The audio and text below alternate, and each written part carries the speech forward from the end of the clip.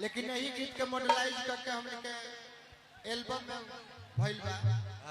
अब जब तक 2-4 दिन में रिलीज भी हो, शूट हो गइल बा, 2-4 दिन में रिलीज भी हो। नीतीश भैया जाई हो है ना हमने ककलेश बाबा हाय हाय हाय तबला बहुत बाबा कि याद मोरे मोरे हो